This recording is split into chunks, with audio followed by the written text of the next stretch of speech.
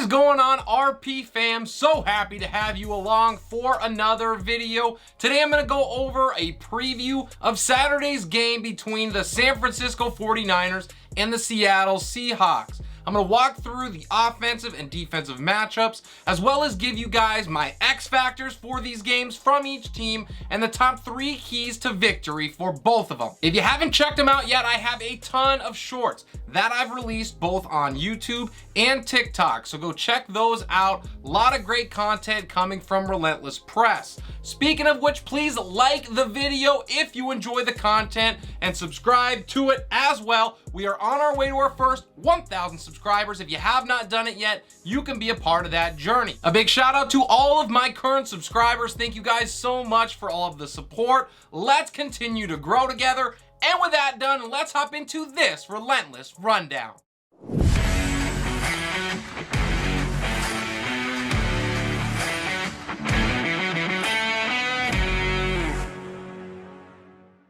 The NFL Super Wildcard Weekend kicks off on Saturday with the 2-seed San Francisco 49ers taking on the 7-seed Seattle Seahawks. The Niners beat the Hawks 27-7 in Week 2 and 21-13 in Week 15, sweeping the season series.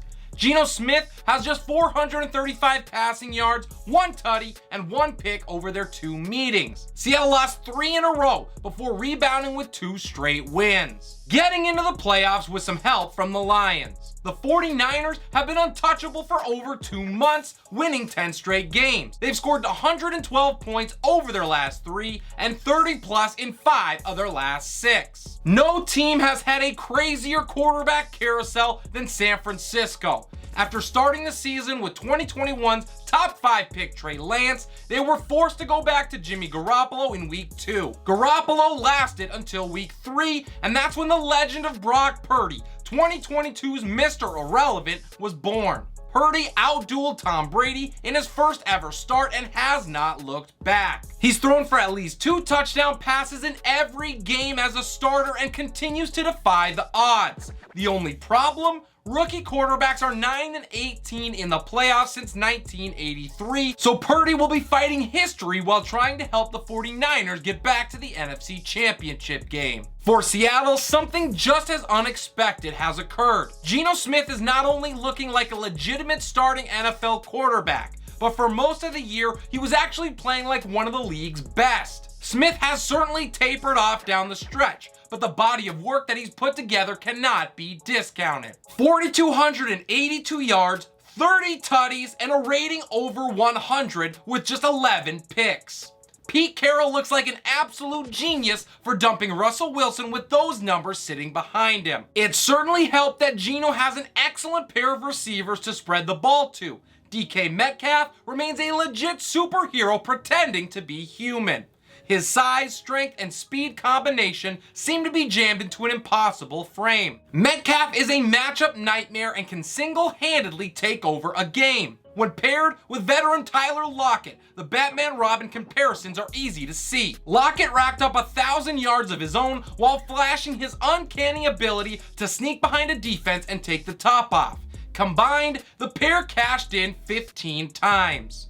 Their ability to beat the 49ers secondary is probably the single most important outcome Seattle needs to compete. San Fran can't quite match that wide receiver firepower, but they're not far off. Brandon Ayuk truthers finally got vindication with a breakout season. Ayuk cracked 1,000 yards for the first time in his career and flashed big-time ability when called upon, scoring 8 touchdowns. That was more often than the 49ers would have liked, as star Deebo Samuel missed time to end the year while dealing with multiple injuries. However, Samuel returned last week, and while he didn't look like his usual self, another week to recover should be vital. Deebo is the most lethal player in the league in space and has compiled top 5 yard after the catch numbers over the last 2 seasons. It's through the air that the Hawks will have to take advantage. San Francisco has been far more vulnerable there all season long, allowing over 220 passing yards per game. That's widened significantly as teams try to play catch up. Over the last 3 weeks, the Niners have given up an average of 276 passing yards, 4th most in the NFL. Seattle has been slightly better as a whole, and they've elevated in their last 3, giving up just 189 yards passing per game, 12th in the league. The running game has come full circle for both teams. After going back to the Rashad Penny well one more time, the Hawks finally turned the reins over to rookie Ken Walker once Penny was lost for the season. He did not disappoint. Walker has compiled over 1,200 yards of total offense this season, averaging over 4.5 yards per carry and nearly hitting double-digit tutties. He's been the catalyst for Seattle's offense this season, as good as Geno Smith has been. How he handles an elite 49er front will dictate the terms of this game. For San Francisco, the transformation was much more flashy. After going back and forth between Elijah Mitchell and Jeff Wilson, and losing Mitchell to injury not once, but twice, the 49ers knew something had to change. They made the splashiest move at the trade deadline by going out and getting Christian McCaffrey. CMC started slow as he learned the offense, and guru Kyle Shanahan figured out how to best integrate him into it. But that didn't last long. McCaffrey has balled out over his last 6 games, scoring in each while averaging well over 100 yards of total offense. He's an absolute nightmare for defenders in space and is routinely used all over the field to pressure the opponent. He will continue to do that against Seattle.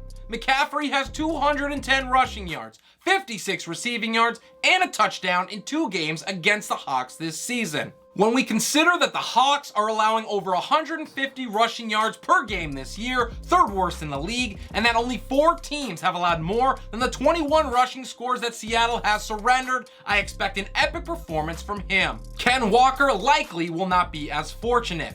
San Francisco's front 7 has given up no ground all year long.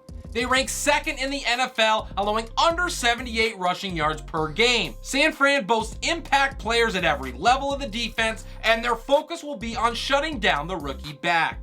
It is a no contest when it comes to tight end. Noah Fant, who came over in the Wilson trade, has been solid as the leading pass catcher behind Lockett and Metcalf, but he doesn't hold a candle to George Kittle. Even though he battled injuries, as he has for most of his career, Kittle still finished 2nd on the team with 756 yards. The biggest impact, though, was in the end zone, as he hit pay dirt 11 times, including 7 in his last 4 games. His role as a security blanket for Brock Purdy is perhaps the single most important part of the 49ers game plan. This game should be owned by the 49ers defense. The Niners ranked 1st in both yards and points allowed, dominating nearly the entire year. Seattle? They were near the bottom of the league in both categories. In fact, the Hawks surrendered over 60 yards and a tutty more per contest. That advantage should alleviate a ton of pressure for Brock Purdy and place it firmly on Geno Smith's shoulders. For my X factors, we're going to start in Seattle. It is Ken Walker III. If he cannot get anything going for Seattle and they have to be one-dimensional, it spells trouble for the Hawks.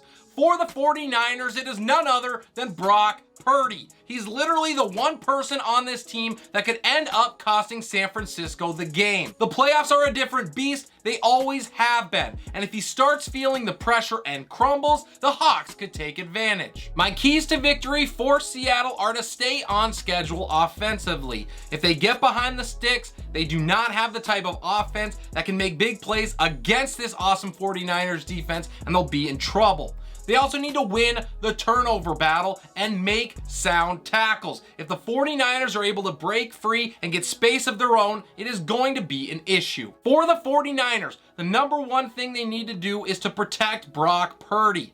Rookie in his first playoff game, there are going to be some jitters. Making sure he settles in will be big for them.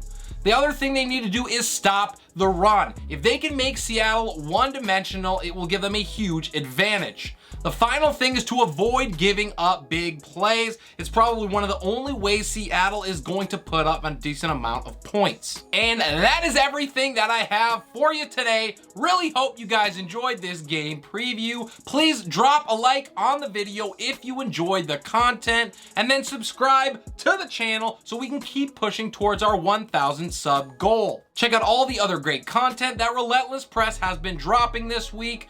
at Relentless Press on TikTok if you look for me there. This is Relentless Press. I am your host, Abraham Opatz, and I will see you next time.